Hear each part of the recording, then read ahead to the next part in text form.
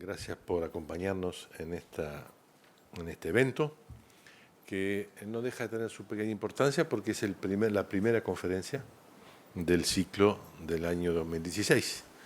Felipe Vasconcelos es un amigo de la casa para muchos de ustedes y debe ser la segunda o tercera conferencia o curso que tienen con él. Es nuestro invitado de hoy y nos da mucho placer y le damos la bienvenida con el calor y el afecto de siempre. Felipe es doctorado en Relaciones Internacionales en la Universidad de Coimbra. Tiene un diploma de estudios avanzados en Política Internacional y Resolución de Conflictos. Es licenciado en Relaciones Internacionales por la Facultad de Economía de la Universidad de Coimbra. Es investigador del Observatorio de Relaciones Exteriores de la Universidad Autónoma de Lisboa. El tema de hoy no es un tema cualquiera. A ver, ninguna de las conferencias tiene exactamente temas cualquiera. Sin embargo, el tema de la conferencia de hoy tiene una carga, bueno, obviamente dramática, pero tiene una carga también ética y plantea problemas filosóficos que son problemas filosóficos mayores. El tema es atentados y política en Europa, sus implicancias y obviamente sus manifestaciones y sus derivaciones. Muchas gracias siempre a las amables palabras del profesor Javier Bonilla. Gracias a ORT una vez más, un año más por poder estar acá.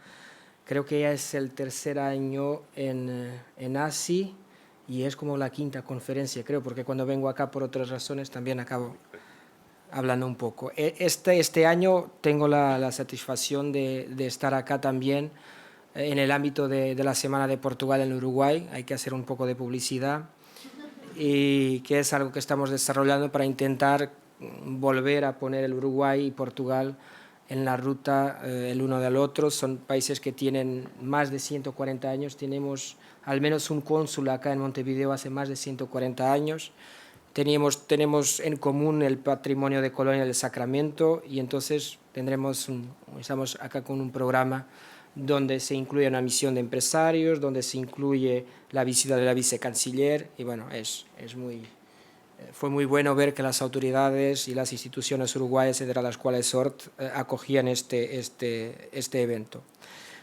El tema de hoy es un tema que vengo trabajando sobre todo por la interconexión entre terrorismo y nacionalismo, o sea, en el ámbito de mi tesis trabajé la cuestión de la violencia en España, en el cuadro del País Vasco y del conflicto que el País Vasco mantuvo durante largos años con el Estado español.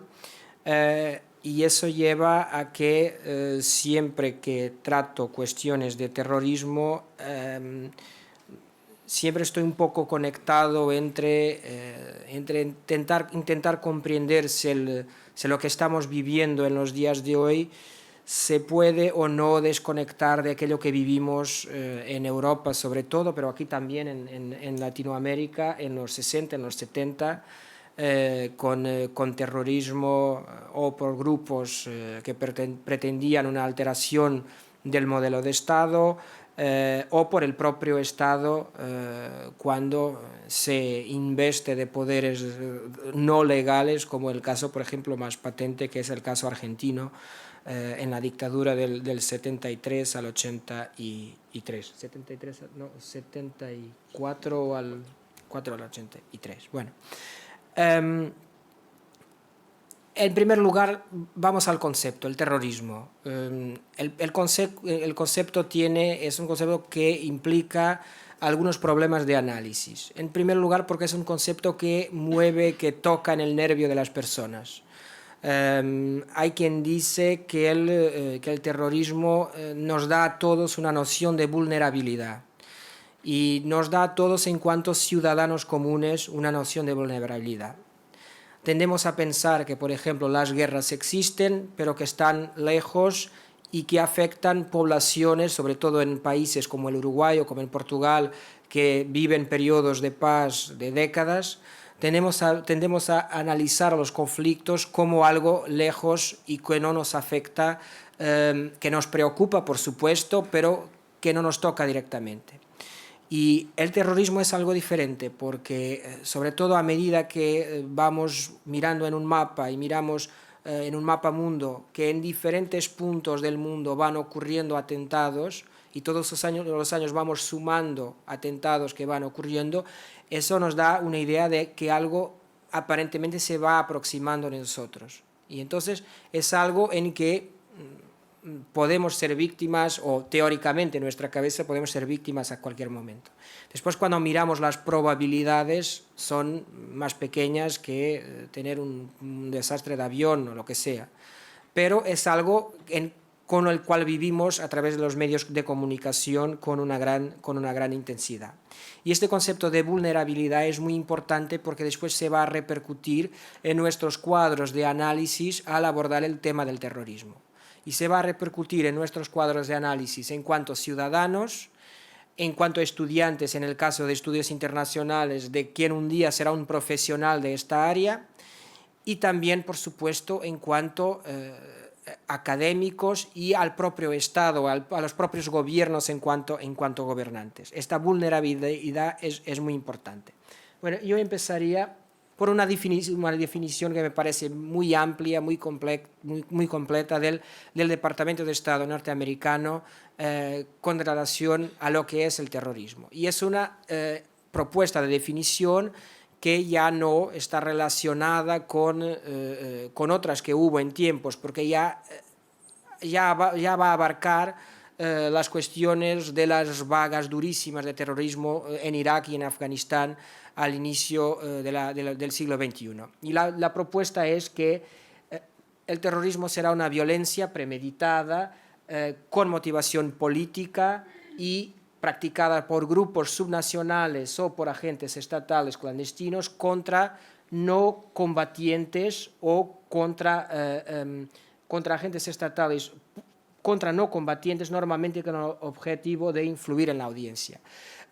Cuando se dice no combatientes es para abarcar también los militares que son atacados no en ámbito de combate. Y es una definición muy completa que creo que nos da algunos puntos importantes en términos de los conceptos que están en el enfoque en la cuestión del terrorismo. En primer lugar, la cuestión de la motivación política, que distingue el terrorismo de algo que es practicado en términos egoístas. El terrorismo, por norma, no es algo practicado en provecho propio, es algo que tiene una justificación, aunque no estemos de acuerdo con ella, una justificación más amplia. El cambio de un Estado, el cambio de un régimen político, la independencia de una parte del Estado, tiene que haber este objetivo político. Si no, estamos cayendo en la cuestión de la criminalidad común, del delito común, que generalmente los códigos penales los califican con un menor grado que el terrorismo. El terrorismo hoy día, en los últimos 20 años, es un fenómeno que viene siendo penalizado, sus penas vienen siendo agravadas por los códigos penales de los diferentes estados. Después, la cuestión de los objetivos no combatientes, que ya os mencioné, y el objetivo de influir en la audiencia. El terrorismo es una acción indirecta, podemos decir. Cuando estamos en un combate cuerpo a cuerpo con dos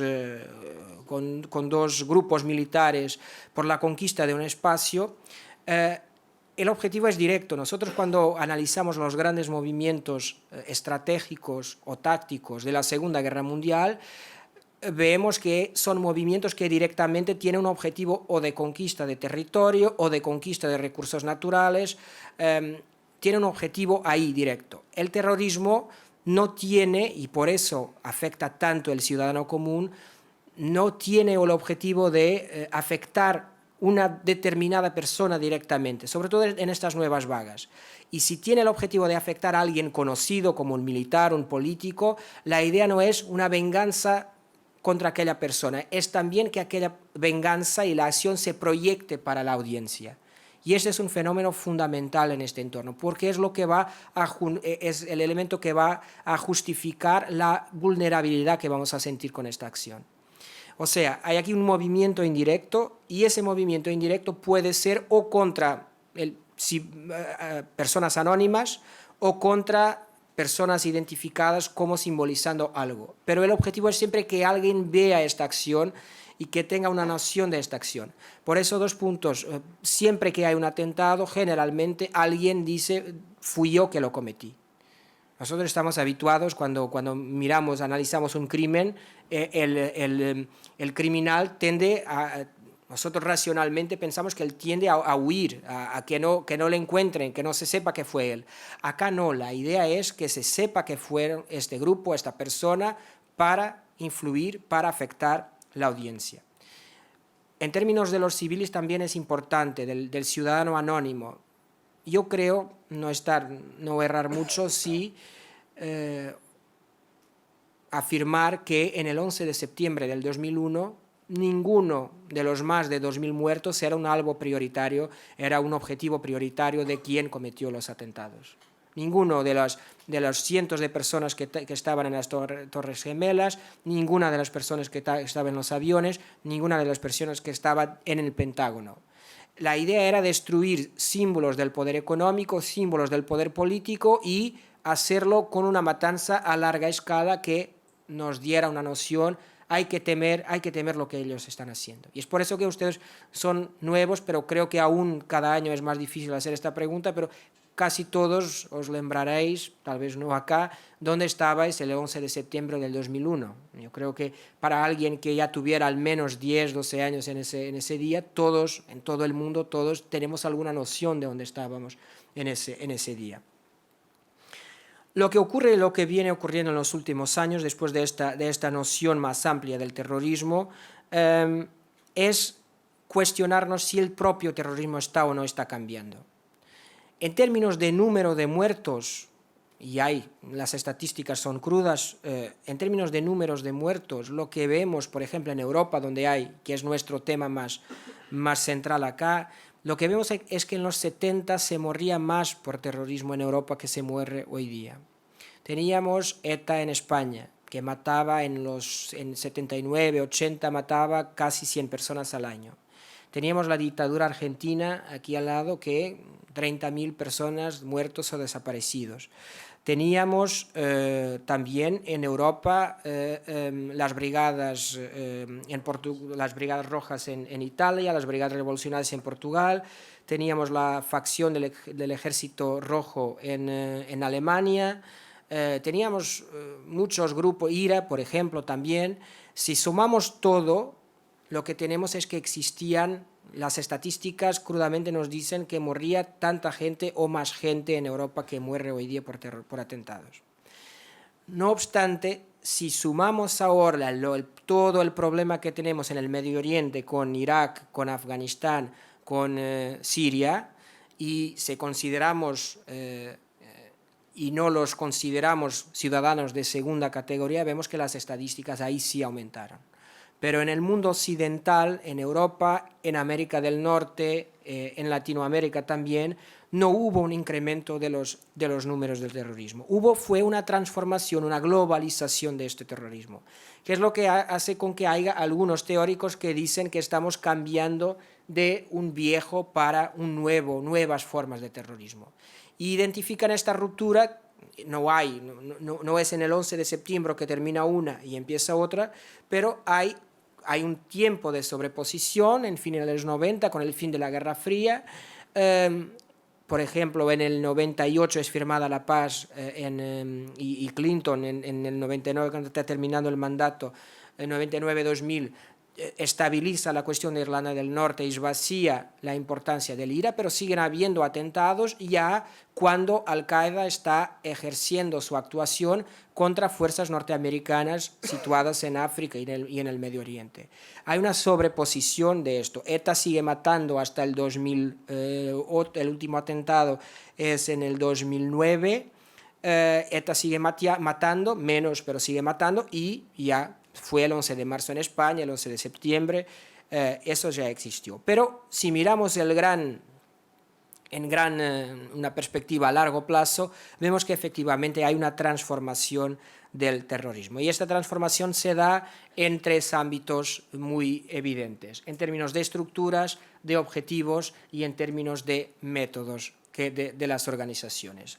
También, acelerando acá un poco, en términos de estructuras, vamos a pasar de estructuras que mimetizaban, que imitaban ejércitos regulares. IRA se llama Irish Republican Army, por ejemplo. Hay una idea de imitar, ETA se organiza en comandos, por ejemplo. Hay una idea de copiar estructuras piramidales de las Fuerzas Armadas, de autointitularse ejército, facción del ejército rojo, por ejemplo. Hay una mimetización. Y por otra parte hay un cambio después para estructuras que empiezan a funcionar por células, en red, sobre todo, que fundamentalmente van a beneficiar del desarrollo tecnológico. Esta es la gran cuestión. En los 90, cuando caía un comando de ETA, normalmente caía una persona o dos, y caían en los días siguientes, subsecuentes, caían más, 7 u 8 personas iban a prisión. ¿Por qué? Porque normalmente había mucha información en papel, había mucha información, aún cuando ya había portátiles y todo, había mucha información en archivo, vamos, y esto después conllevaba a sucesivas quedas de... ¿Por qué? Porque la organización y los comandos estaban interconectados entre sí, entre las personas que pertenecían al comando y entre otras estructuras, y sobre todo con el aparato político, militar, que era quien daba las órdenes. O sea, cuando encontrábamos información, lo que ocurría es que era fácil encontrar otros elementos. Ahora todo es más difícil. Ahora hay una gran autonomía. Lo que se está asistiendo en Europa es no sé si lobos solitarios, también la terminología es idéntica, son actuación de lobos solitarios. Son personas que tienen con Internet, con un iPhone, con un ordenador, tienen acceso a amplia información de cómo desarrollar su actividad, a fuentes de financiamiento y a personas que les incentivan a actuar. Pero es importante también subrayar que son ciudadanos europeos. Ya si hubiera tiempo, volveremos a este tema. Son sobre todo ciudadanos europeos que están actuando en este momento en Europa. Y el problema de Europa es más profundo que la linearidad que intenta proyectar los movimientos de extrema derecha. El problema es más complejo. Bueno, después, acelerando un poco en términos de los objetivos eran en el viejo terrorismo más direccionados, militares, políticos. Aldo Moro, por ejemplo, en Italia en el 79, muchos militares españoles, Carrero Blanco, que era el jefe, la mano derecha de Franco en el ámbito de la dictadura española, fue asesinado en el 73.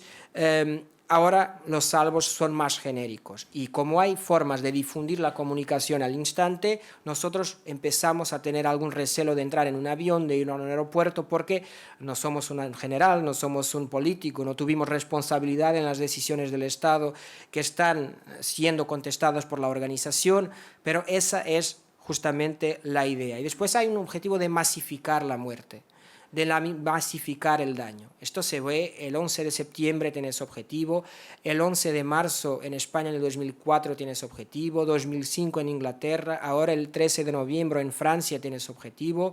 Van cambiando los métodos, ahora veímos volver en términos de acción directa el método casi de una guerrilla, de tropas de asalto, pero contra individuos anónimos.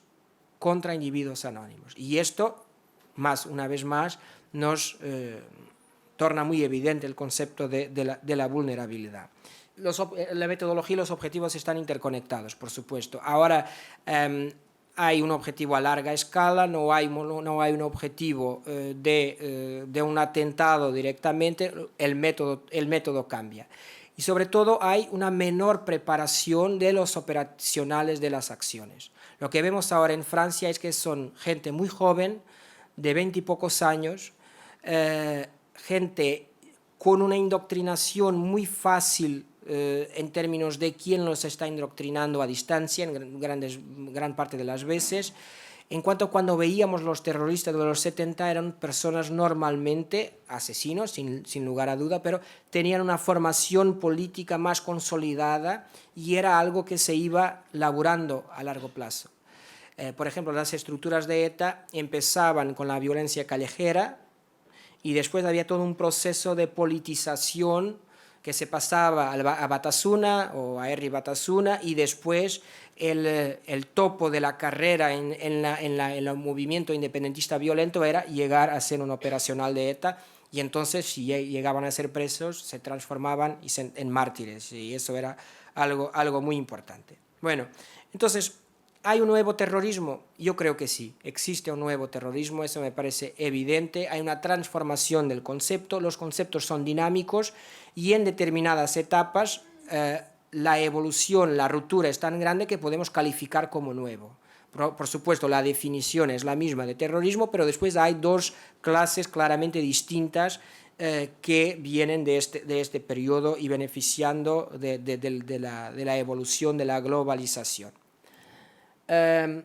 Aquí tenéis lo que os decía hace poco. Si miramos las víctimas de terrorismo por todo el mundo hasta el 2012, vemos que ahí 2002, 2004 no hay una ruptura evidente con las décadas anteriores. Había en los 80, ya había víctimas, esto ya existía. Ahora lo que viene cambiando también, y acá no hay que ser también, hay que tener en cuenta que es este ambiente. Vivimos en Europa, un ambiente de fronteras abiertas, y la vulnerabilidad y el miedo aumenta por esas fronteras abiertas y por esa imposibilidad de gerenciar el problema. El terrorismo también, y esto es importante en el ámbito académico compartir un poco esta idea. Yo, en mi opinión, hay tres dimensiones del terrorismo, todas ellas problemáticas. Hay una dimensión académica del terrorismo, en que nosotros intentamos estudiar el fenómeno del terrorismo, y no es algo fácil, porque cuando nosotros hacemos un cuadro comparativo de los diferentes tipos de violencia política, si hablamos de guerras, si hablamos de guerrillas, si hablamos de manifestaciones, por ejemplo, violentas, logramos hablar del tema como algo con alguna distancia. La guerra es un hecho malo, pero sabemos, por ejemplo, que ir a guerra como fue Churchill en el 39 o como fue Roosevelt en el 41 era un mal necesario para destruir un mal mayor, ¿no? Sabíamos eso. O sea, es posible hacer la guerra un actor practicando un acto de guerra y tenemos una valoración positiva sobre este hecho. También hay guerrillas con que podemos simpatizar más o menos. Y sabemos si hay un país con un gran grado de opresión, no podemos dejar de mirar con alguna simpatía por quien combate contra este Estado opresor. Hay una posibilidad de valoración positiva de ese hecho. También con la violencia callejera suele ocurrir. Hay dictaduras que empiezan a caer en la calle, a derrocarse en la calle. Pero valorar positivamente algo que calificamos como terrorismo es algo que es muy raramente existe. En el inicio en el fines del siglo XIX, inicios del siglo XX, había quien lo teorizara, a partir de Rusia sobre todo, como actos en que el magnicidio, la muerte del tirano podía ser justificada. Pero hoy día esto ya no existe en términos académicos, lo que nos va a poner un gran problema en cuanto a académicos a la hora de estudiar un fenómeno que es un fenómeno de violencia política. Después, la cuestión mediática, el tratamiento mediático del terrorismo. El tratamiento mediático del terrorismo es claramente subjetivo y yo me arriesgo a decir que no puede ser de otra manera, porque también el periodismo tiene que ser comprometido. Si vemos un hombre entrar por Charlie Hebdo y matar unas cuantas personas porque no comparten la idea, si vemos un hombre matar 100 personas en la calle en Francia por el hecho de ser franceses, no hay cómo no pedir un periodismo comprometido con el tema. Luego, esto no implica que no tengamos que asumir que este comprometimiento implica una dificultad en la hora de analizar el problema. Y finalmente, el más problemático, que es la dimensión instrumental, que es aquella que es gerenciada por los gobiernos. Ya voy en dirección más al tema europeo. Es más fácil combatir un enemigo cuando lo calificamos de terrorismo a partir del Estado. Y por eso las listas de organizaciones terroristas no coinciden. Y si vais a mirar a la lista de organizaciones calificadas como terrorismo por Rusia, es totalmente diferente de la lista de organizaciones calificadas como terroristas por Estados Unidos. ¿Por qué? Porque hay una valoración y una instrumentalización política del concepto. Para Rusia, Hezbollah no es una organización terrorista. Para Siria, Hezbollah no es una organización terrorista. Para Estados Unidos, es una organización terrorista. Para la Unión Europea, es una organización terrorista. Hamas también, que muchos países califican como partido político, es calificado por muchas listas como organización terrorista. Las FARC, si miráis la eliminación o el inicio de la derrota de las FARC, empieza después del 11 de septiembre del 2001, cuando Estados Unidos y Colombia empiezan a colaborar más en el ámbito del post-11 de septiembre. ¿Por qué? Porque hay el 11 de septiembre da una unanimidad, confiere una unanimidad que los gobiernos van a beneficiar en el ámbito de su combate al terrorismo. Y si miráis también los índices de popularidad de George Bush en el 2001, ahí por septiembre, octubre de 2001, George Bush podía hacer lo que quisiera en Estados Unidos, que había una unanimidad y la propia prensa tenía dificultades en criticar acciones por él desencadenadas. La propia Federación Rusa se ofrece para aprobar, y la República Popular de China se ofrecen para aprobar una resolución para legitimar los bombardeos en Afganistán. Hay una unanimidad en torno de esto. Y esto ocurre también en la política interna de los otros estados. O sea, después Uribe a partir del 2002 va a lograr avanzar con sus políticas porque está respaldado por esta conexión que tiene con Estados Unidos y por el ambiente general de combate al terrorismo. Estamos entonces en un tema que es muy complicado de trabajarlo. Es un tema que es muy vulnerable desde el punto de vista de su utilización instrumentalmente por los gobiernos. Ejemplo de España. Hubo un periodo en que había un gobierno, un presidente abiertamente nacionalista español, que era José María Aznar, entre el 96 y el 2004. Entre el 2000 y 2004 tiene una mayoría absoluta. Entre el 96 y el 2000 necesitaba de los nacionalistas catalanes y vascos para mantener su gobierno. Cuando esta dependencia deja de existir, Aznar se volca en la afirmación y la consolidación del Estado español, no solo en términos de política económica externa, que se sintió mucho aquí en América Latina, pero también en la propia consolidación de la identidad nacional española. Y va a elaborar toda una teorización de conexión del nacionalismo catalano-vasco con movimientos terroristas. Sutilmente lo va a transmitir, aunque fueran movimientos democráticos que no tenían nada que ver con ETA. Pero hay ahí en la población las condiciones perfectas para que poder, con otros objetivos, recoger algunos frutos y utilizando el combate contra el terrorismo. En términos de Europa, ¿y cuál es el problema hoy día y cómo influye el problema del terrorismo en el contexto europeo? De la siguiente forma. Lo que vemos es que hay una interconexión profunda que los ciudadanos en su mindset hacen entre refugiados que vienen de Siria, que vienen del norte de África y los atentados que en paralelo estamos viviendo en Europa. Aunque el tema no está conectado. Podemos incluso decir que los europeos tienen responsabilidad en la inestabilización, por ejemplo, de Siria, por ejemplo, de Libia o de Irak, en el desarrollo del autodenominado Estado Islámico. Pero esto a partir del poder político, no a partir de los inmigrantes o de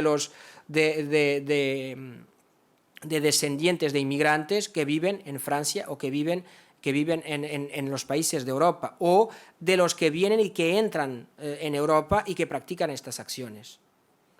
No son ellos que las practican, no hay una interconexión probada. Si miramos los pasaportes de la mayoría de quien cometió atentados en Francia y en Bélgica, son ciudadanos franceses o belgas que son descendientes, sí, de antiguos inmigrantes que después de la colonización volvieron del norte de África, pero son ciudadanos franceses. Son ciudadanos con ciudadanía y con pasaporte francés.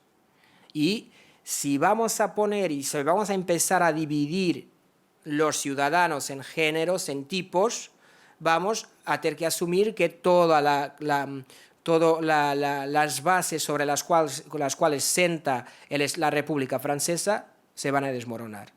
Recordaos lo que dice la Declaración del Ciudadano en el 1789. La idea es la igualdad de la ciudadanía. Si tiramos un pasaporte a quien no tiene otra ciudadanía, estamos contrariando una de las bases que fundamenta el Estado de Derecho democrático en Francia. Otro aspecto es que la propia derecha francesa moderada impidió a un gobierno socialista que tomara esta medida. Es la política al revés. Pero el hecho es que el discurso va pasando entre la ciudadanía y va pasando para la ciudadanía. Esto va a ser el que se establezca una interconexión entre atentados terroristas, vaga migratoria vagas de refugiados a partir de Siria. Los estados, al no lograr controlar estas vagas de refugiados y, peor que todo, al no lograr tener mecanismos de seguridad interna que impidan que ciudadanos nacionales europeos desarrollen estos atentados, va a ser más vulnerable al discurso de extremos, de extrema derecha sobre todo, en diferentes países en Europa. ¿Por qué? Porque lo fácil es entender el problema de conexión automática de entrada de refugiados y eventuales atentados. Pero ya se sabe, por ejemplo, que en noviembre propositadamente fue dejada en uno de los locales de acción de los atentados un pasaporte sirio que era un pasaporte falso. O sea, los propios que están orquestando esto lo hacen manipulando claramente los estados que son víctimas de estas acciones. Van 2 pasos por delante de todo esto. Van 2 pasos por delante. Y a su vez Europa tiene fronteras abiertas, tiene el espacio Schengen. No tiene mecanismos de compartir información de los servicios de seguridad. Los servicios de seguridad son esenciales, los servicios secretos, sobre todo, son esenciales al control de este tipo de amenazas. Pero son algo que pertenece al nervio de las funciones tradicionales de los estados. Luego, a la hora de compartir información, son muy reacios a compartir esa información, porque tienen agentes en el terreno. Cuanto menos gente sepa de los agentes, de los nombres de las personas que están, de cómo la información fluye, menos riesgos corren las personas que están en el terreno. Por eso es tan difícil jugar acá con, por una parte, la necesidad de contrariar y de dar respuesta a esta apertura de fronteras que facilita la vida a quien comete estas acciones, por otra parte, la soberanía de los estados, por otra, la propia seguridad de los agentes del Estado. Y es el gran problema en Europa en este momento en el combate al terrorismo, no son los refugiados, son la forma como se puede generar en el ámbito de una unión política la información para evitar atentados. El país de España decía, antes de los atentados en Bélgica, que los servicios de seguridad belgas estaban calificados entre los 3 peores de la Unión Europea. Hay todo un tema del Estado belga, que es un Estado que en la práctica no existe. Hay todo un tema de eventual secesión entre holandeses y francófonos que marca la política belga en las últimas décadas. Y esto se va a corporizar después en la capacidad de actuación de las fuerzas de seguridad de Bélgica. Si comparamos, por ejemplo, con las fuerzas puede ocurrir un atentado en cualquier parte, pero con la experiencia, por ejemplo, que tiene España, que normalmente es un país que proyecta una imagen menos avanzada que Bélgica, por ejemplo, tienen una capacidad de contener amenazas y tienen un endurecimiento legal que permite encontrar con la menor justificativa y desviar para una prisión o para un juez cualquier uno que esté sospecho de alguna amenaza de esto. Pero lo sufrieron en la piel, fueron 50 años de ETA, fueron ya más de 10 años de terrorismo islamista radical que va intentando actuar en España. Y bueno, todo esto va a llevar a que la asociación fácil del flujo de refugiados con los atentados permitan la emergencia del discurso fácil de asociación. Y eso se viene materializando en la subida de partidos políticos de extrema derecha en Europa. Y peor que eso, se viene materializando en la capacidad que estos partidos tienen de influir en el discurso de los partidos moderados.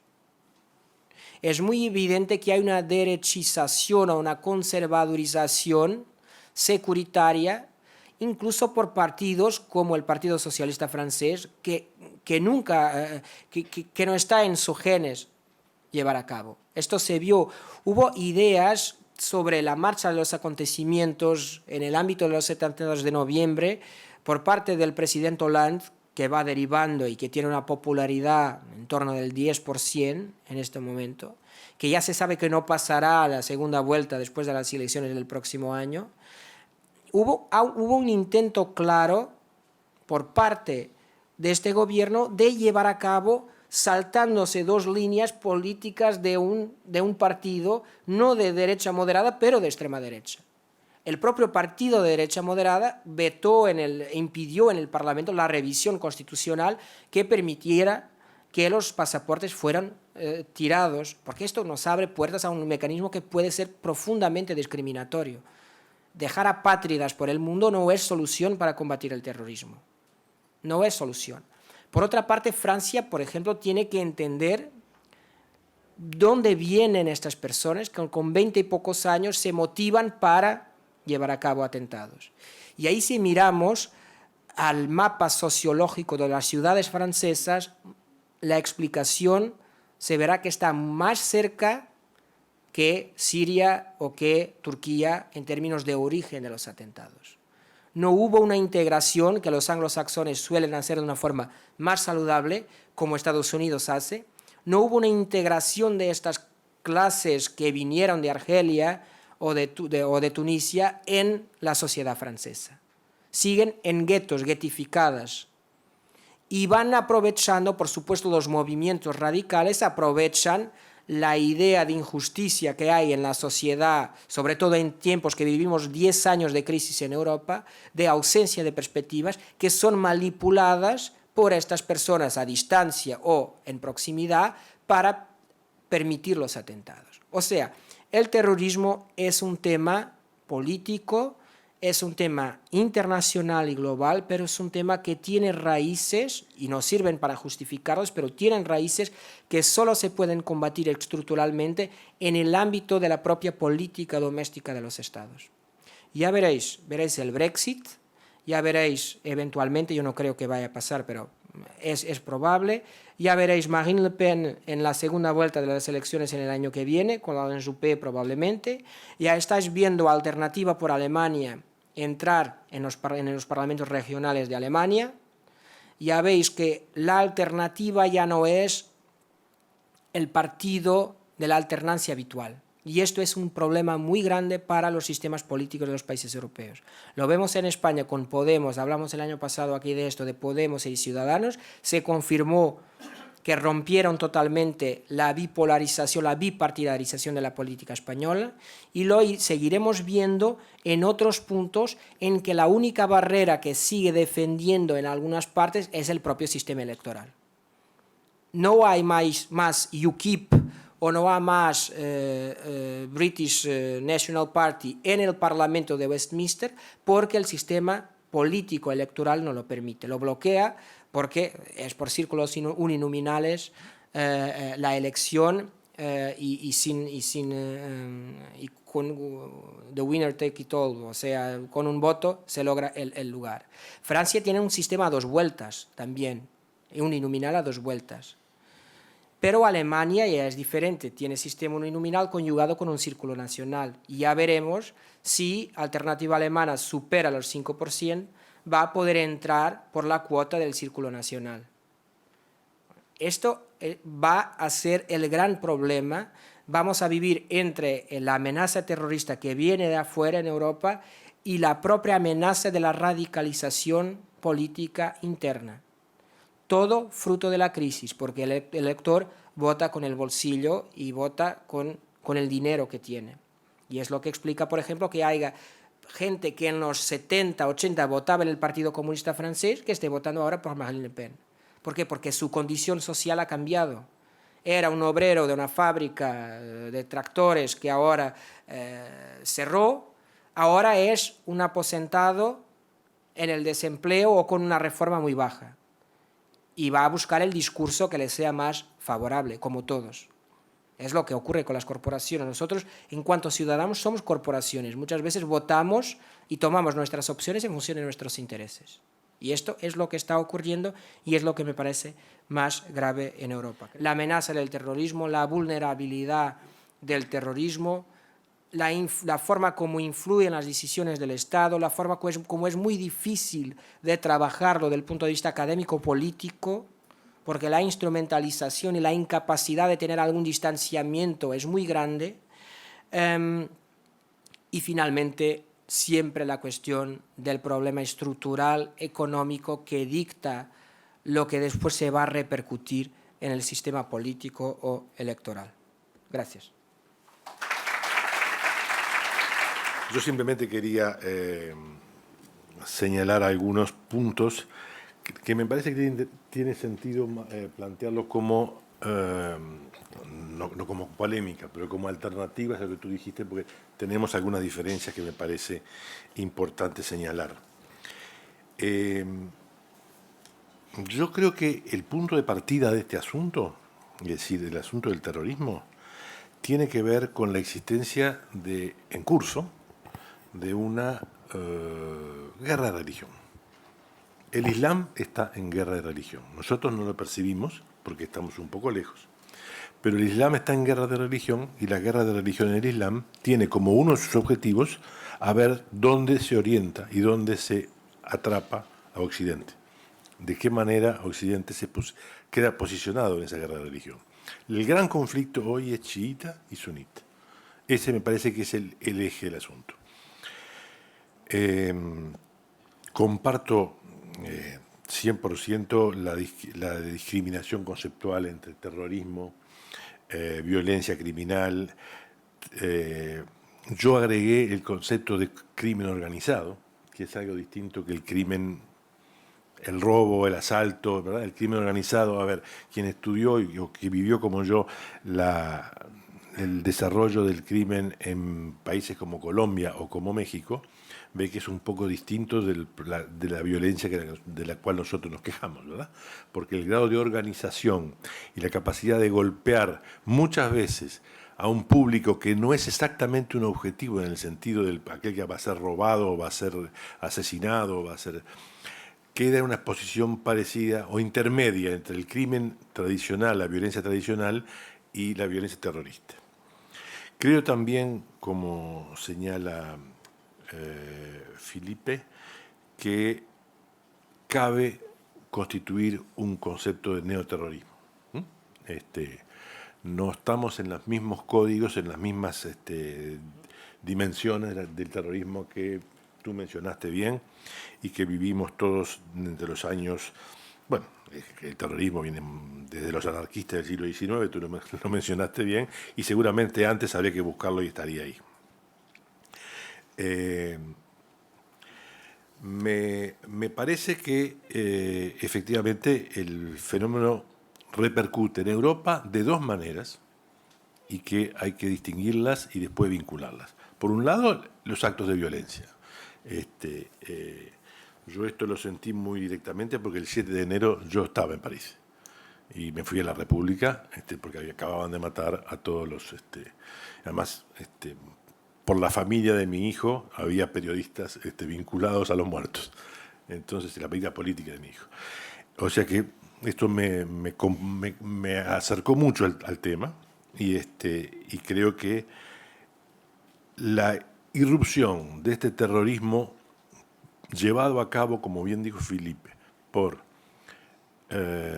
ciudadanos europeos es un aspecto del problema, y otro aspecto del problema es el tema de los refugiados.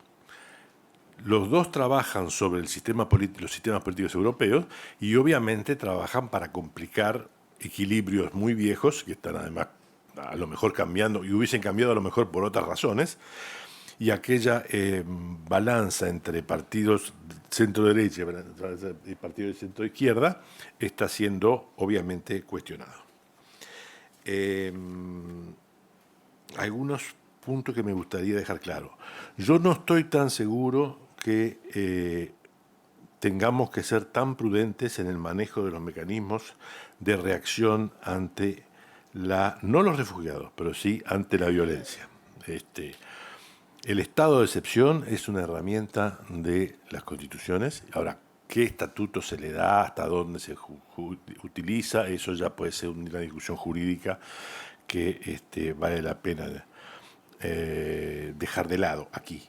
Pero el estado de excepción, ante una situación de conmoción como la que sufre Francia en prácticamente meses, a mí no me parece que sea un problema, independientemente de los efectos políticos. Me parece, por ejemplo, que es mucho más derechizador el empuje de los refugiados que la toma de decisiones de un gobierno que dice quiero poner en la Constitución que el Estado... Porque el estado de emergencia en Francia tenía un plazo de 15 días, una cosa así. Podía tomarse por 15 días. 15 días a una situación como esta, obviamente, es un plazo demasiado corto. Entonces, lo que quiere el gobierno es alargar el plazo constitucionalmente, no lo quiere hacer de hecho, lo quiere hacer de derecho. Entonces, decir que eso derechiza a Francia me parece que no, pero mucho más derechiza el empuje de los refugiados. Porque el empuje de los refugiados es vivido por los franceses estándares, digamos, como una especie de invasión. Que, primero, es muy importante darse cuenta de esto, demográficamente, la gente que está entrando o que quiere entrar en Europa es numéricamente marginal. Es decir, Europa tiene 500 millones de personas, ¿verdad? Y están queriendo entrar 1, 2, 3, 4 millones, 5 millones. ¿Ustedes se dan cuenta que el porcentaje es absolutamente marginal? Es un tema estrictamente político. Que la gente, los europeos se sienten invadidos y no están siendo invadidos, pero se sienten invadidos. Si a eso le agregamos al concepto de invasión el concepto de peligro, entonces ahí se hace una mezcla que es explosiva. Otro punto que me gustaría dejarlo, bueno, obviamente el problema de... Europa tiene un problema de coordinación no solo en los servicios de seguridad. Frontex realmente no está a la altura de las circunstancias. La vieja discusión sobre la defensa europea sigue como congelada, no sé en cuál el último congelador de la historia, y no se mueve. Y ahora aparece por dentro una amenaza no militar como fue pensada en los años 50, sino interna, y evidentemente servicios de seguridad o sistemas de defensa no están suficientemente coordinados. No acompaño la posición de Felipe en cuanto a la no integración de los musulmanes en Yo viví en Francia a partir del año 70 y vi 2 generaciones de musulmanes que no se ponían nada que no fuese francés arriba. No se ponían nada parecido a un velo. Las mujeres argelinas andaban todas disfrazadas de francesas, ¿verdad? Es la tercera generación de musulmanes que empieza a plantear este problema. Tampoco estoy muy de acuerdo sobre el hecho de que una supuesta guetificación de los sectores musulmanes esté favoreciendo el reclutamiento ideológico y religioso por parte de los imanes que se dedican a eso. Hay una contradicción en los términos. Nosotros no podemos decir, tenemos 2, 3, 4 millones de musulmanes que quieren entrar a Europa y al mismo decir los musulmanes están guetificados en Europa. Ahí hay algo que a mí no me funciona. Si los musulmanes se viven guetificados en Europa, seguirían para Arabia Saudita, no se vendrían para Francia o para Alemania. Es decir, En realidad, nadie discute que en los bordes de las ciudades de Europa hay zonas de pobreza, sin duda. Y hay pobres franceses, pocos, pero hay pobres, algún pobre portugués puede quedar, ¿verdad? Que se integraron muy bien. Algún pobre español puede quedar. Y sobre todo, en este momento, mi opinión es que los pobres son mucho más de África subsahariana que realmente del Magreb y de los países realmente históricamente musulmanes. Pero en todo caso, porque no quiero tomar más tiempo, creo que personalmente yo reviso la teoría de que la inserción social de los franceses de origen musulmán está detrás del proceso de radicalización. Termino. Creo que el proceso de radicalización ha sido cultivado por un caldo de cultivo que es ideológico, donde Occidente es altamente responsable, y ha sido, rápidamente dicho, el abandono de los principios filosóficos de la Ilustración. El día que perdimos el universalismo y que empezamos a aceptar que como es musulmán entonces puede andar metida con una bolsa, o porque es de tal religión puede hacer tal práctica, a partir de ese momento, si perdemos el universalismo, si nos introducimos en el particularismo, vamos a tener un problema muy serio, porque de alguna manera termino diciendo que cuando el presidente de Irán visitó Italia escondió las estatuas de los museos para que el señor Rouhani no se sintiese incómodo por la desnudez de las mujeres. Esa es la razón por la cual estamos hoy enfrentados al terrorismo. No fuimos capaces de dejar a las estatuas de las mujeres desnudas para que el señor Rouhani se aguantase. Nada más. Mi pregunta es si usted considera que Brexit puede ser una posibilidad y en qué medida iba a afectar la vulnerabilidad de Reino Unido al terrorismo. Dos preguntas, una ligada a lo que mencionaba Mauro, ¿no? Así que asocio primero esa. Brexit, la intención de una parte del Reino Unido de los euroscépticos, que tiene una tradición tan larga para salir o para alejarse de Europa, obviamente es anterior a toda la cuestión terrorista. ¿En qué medida esta cuestión mayormente interna puede tener, siguiendo lo que dice Mauro, tener un impulso externo a partir de la aparición de un atentado? ¿En qué medida algo que era una discusión interna, y es una discusión interna dentro del Reino Unido, puede ser al final del día resuelto por una cuestión ajena a ese proceso, ¿no? Eso por un lado ligado a la pregunta anterior. Y después, cuando tú mencionaste, yo recuerdo, yo que soy de los más viejos aquí, recuerdo dónde estaba el 11 de septiembre del 2001, Javier y alguno más, debemos ser pocos, ¿no?, los que nos acordamos de eso, y la enorme popularidad de Bush, ¿no? Y yo lo asocio a la muy baja popularidad de los líderes europeos después de los atentados, ¿no? ¿Por qué las sociedades, pienso, ¿no?, y espero tu opinión, que probablemente parte de la percepción de la sociedad americana haya sido: este señor ante este acontecimiento tiene el suficiente poder para ir, como efectivamente fue, y invadir Afganistán, eventualmente intentar alguna cosa en Irak, y matar a Bin Laden, y asumiendo que eso podría resolver el problema, que efectivamente no lo resolvió. ¿En qué medida hay una percepción, en parte errónea, ¿no?, de americanos y de europeos, en cuanto a que los europeos sospechan, asumen que tiene una relativa debilidad militar o geopolítica, o como quiera llamarse, para que sus países vayan, como si se pudiera ir a Siria a resolver este problema, ¿no? Yo creo que no.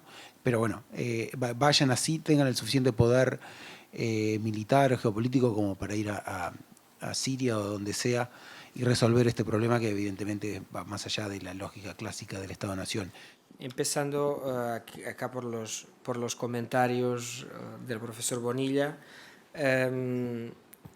la cuestión del estado de excepción no me choca. Lo que me choca es tirar el pasaporte definitivamente a alguien cuando esa persona no tiene otra nacionalidad. El estado de excepción, lo que me preocupa más son revisiones constitucionales hechas sobre acontecimientos en inmediato. Eso me preocupa porque después es difícil revertir el proceso, el Estado gana dimensión, capacidad de actuar y después va a actuar. O sea, creo que revisiones constitucionales deben tener un estado de maturación más amplio, pero la medida de ampliar la excepción, que era algo hecho en la altura fue pensando, creo, en el postguerra, en eventuales insurrecciones internas, ya no tiene que ver con el problema actual y hay que pensarlo, evidentemente, y que actualizarlo. Ahí estoy totalmente de acuerdo. Totalmente de acuerdo también con la cuestión de los 2 millones o 3 de refugiados con relación a la población mundial europea. Son una gota de agua, sobre todo porque van a desarrollar profesiones que los europeos que están en el paro muchas veces no quieren desarrollar.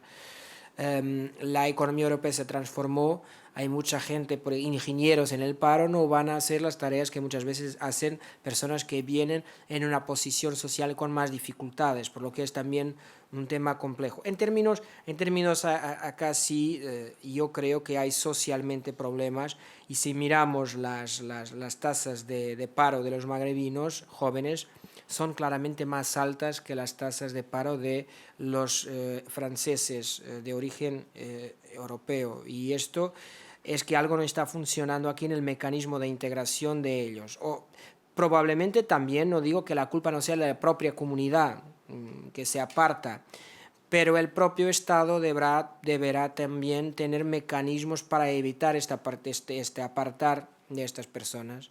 Y creo que ahí hay algo que desarrollar. En términos del Brexit y de la vulnerabilidad, el Reino Unido está fuera de los mecanismos de Schengen, está fuera de los mecanismos de la zona euro, y en ese sentido probablemente lo que ocurre es que la cuestión de los refugiados conjugada con los atentados sirven para alimentar internamente el discurso de partidos como UKIP o el British National Party, pero por otra parte no sé si va a ser suficiente en la hora de salir, porque lo que hemos visto es que hay una relación permanente de amor-odio entre la Unión Europea y el Reino Unido. Ahora más odio, distanciamiento-odio, pero ya hubo un referendo 2 años después de entrar en el 73, ya se habló con Margaret Thatcher en el 80-81, ella consiguió, amenazando con una ruptura, lograr que los fondos no salieran de las arcas británicas y reequilibrar los gastos del Reino Unido en el contexto de Europa. Yo creo que no van a salir de la Unión Europea, pero que esto les va a dar margen para una eventual renegociación y creo que Alemania, sobre todo, debería ser inflexible con el Reino Unido, porque si es inflexible con la periferia, si es inflexible con Portugal, Grecia, con lo que sea, tiene que ser con el Reino Unido. Porque el Reino Unido tiene hoy día de los mecanismos, que se habla tanto ahora de Panama Papers, del mecanismos, es una plaza financiera, por ejemplo, Londres, donde la obscuridad no está muy distante de lo que ocurre en otras partes del mundo. Bajo la corona británica están muchas de las plazas de offshore que hay en el mundo, las Islas Vírgenes, todo, y hay sí, paraísos fiscales, están conectados con eso. Ya creo que es hora, muy bien, queréis iros, podéis marcharos, pero si os quedáis con las reglas mínimas, no perteneciendo a la Unión Económica y Monetaria, no perteneciendo a la Unión Monetaria o a Schengen, pero en todo el resto tienen que cumplir con los acuerdos, con lo que tienen. Esto no es algo que es un poco a la catalana, es escoger las políticas. ¿Por qué queremos ser españoles? Queremos estar en España como mercado, pero no queremos estar como Estado. Y esto no puede ser, y hay que decir basta a estas políticas del Reino Unido, de esta amenaza permanente. Quieren ir, que se vayan. Generará menos problemas la salida del Reino Unido que la salida de Grecia, por ejemplo.